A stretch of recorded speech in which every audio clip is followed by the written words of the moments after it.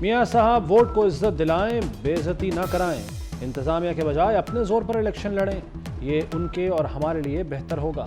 بلاول بھٹو کا مشورہ۔ کچھ لوگوں کی غلط فہمی ہے کہ ہوا کا رخ بدل چکا ہے، تمام ادارے اپنی حدود میں رہ کر کام کریں، اب کسی اور کو فرشتہ بنا کر پیش کیا جا رہا ہے۔ اسٹیبلشمنٹ حقیقت ہے جسے سیاسی جماعتوں میں گفتگو کا ماحول بنانا چاہیے۔ چیئرمین پی ٹی آئی نے سیاسی ذمہ داری کا ثبوت نہیں دیا۔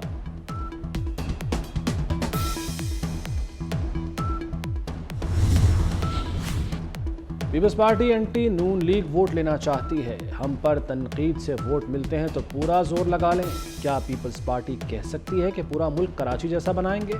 رانا ثناء اللہ کا جواب۔ احسن اقبال نے کہا کہ 18ویں ترمیم نامکمل ہے، اسے مکمل کریں گے۔ مسلم لیگ نون پارلیمانی بورڈ کا نواز شریف کی زیر صدارت اجلاس، سرگودا ڈویژن کے امیدواروں کے انٹرویوز کیے گئے۔ تحریک انصاف نے قائد بدل لیا، ایک وکیل بیرسٹر گوہر علی خان کے بلا مقابلہ چیئرمین بننے کا اعلان کر دیا گیا۔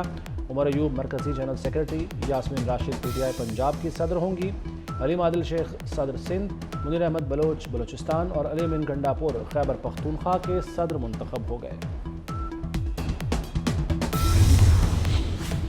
پی ٹی آئی کا الیکشن نہیں پتلی تماشا تھا، ترجمان مسلم لیگ نون مریم اورنگزیب کا چیف الیکشن کمشنر سے نوٹس لینے کا مطالبہ۔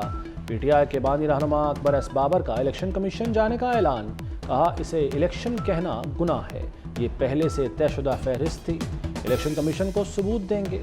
انتخابات کے تقاضے پورے نہیں کیے گئے، سربراہ پلڈاٹ احمد بلال محمود کا رد عمل، کہتے ہیں پی ٹی آئی کے پاس وقت تھا، چاہتی تو شفاف الیکشن کرا سکتی تھی۔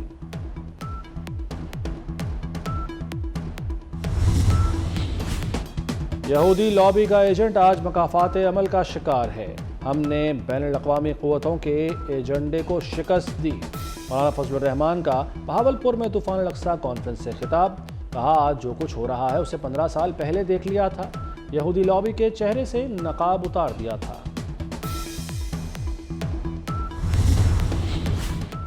پاکستانی عوام کے لیے جدوجہد کا پہلا مرحلہ شروع کر رہے ہیں، یہ ملک ہم نے اور تم نے مل کر بچانا ہے۔ کنوینر ایم کیو ایم خالد مقبول صدیقی کا کراچی میں جلسے سے خطاب، مصطفیٰ کمال نے کہا کراچی پر قبضے کی کوشش اور خواب دکھا جا رہا ہے، یہ شہر پہلے کسی کے قبضے میں گیا ہے نہ اب جائے گا۔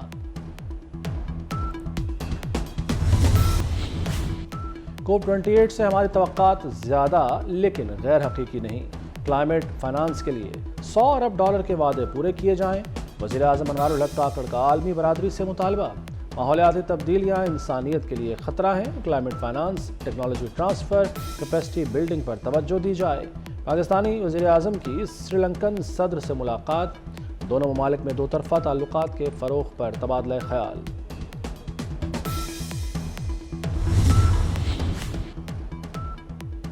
پاکستان کے دشمنوں کے مذموم عزائم ناکام بنائیں گے، ملک کو درپیش چیلنجز سے بخوبی واقف ہیں، army chief general Syed Asim Munir کہتے ہیں پاک فوج خدمت کے لیے ہمہ وقت تیار ہے، قوم کی حمایت سے مسلح افواج پاکستان کے دشمنوں کو شکست دیں گی۔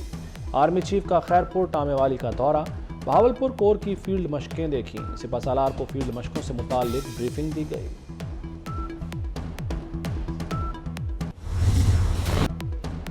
اسرائیل کی درندگی کی انتہا، جنگ بندی کے بعد نہتے فلسطینیوں پر بارود کی بارش، 2 روز میں 240 سے زائد فلسطینی شہید، 650 زخمی، خان یونس میں 400 سے زائد مقامات کو وحشیانہ حملوں کا نشانہ بنایا، لبنانی سرحد پر بھی حملہ، 3 لبنانی شہری شہید، غزہ میں رفح کے راستے فلسطینیوں کے لیے امداد بھی بند۔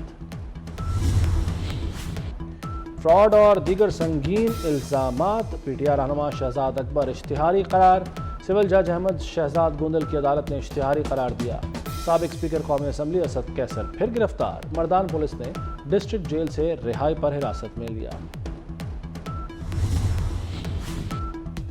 وزیر اعلیٰ پنجاب سید محسن نقوی نے ایک اور وعدہ پورا کر دیا، وزیر اعلیٰ کا اہلیان لاہور کے لیے ایک اور تحفہ، central business district Lahore prime کا افتتاح کر دیا، کہا منصوبے کے لیے بہترین لوکیشن کا کریڈٹ سی بی ڈی کو جاتا ہے، سی بی ڈی سے ملکہ سڑکوں کی توسیع بھی کر رہے ہیں۔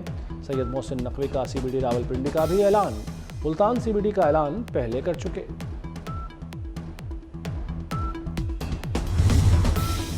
وزیر اعلیٰ پنجاب کا انیبلڈ بچوں کے تمام اداروں کو اپ گریڈ کرنے کا اعلان، سرکاری سطح پر انیبلڈ پرسنز کا لفظ استعمال کرنے کی سمری تیار کی جائے، سید محسن نقوی کی ہدایت۔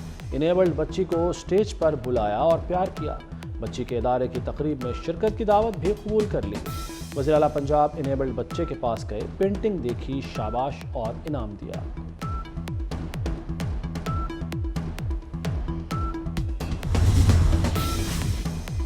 اور نگران وزیر اعظم کا پی سی بی سلیکشن کمیٹی میں متنازع تقرری کا نوٹس، انوار الحق کاکڑ کی ہدایت پر متنازع تعیناتی منسوخ، سلمان بٹ اب کنسلٹنٹ ٹیم کا حصہ نہیں ہوں گے۔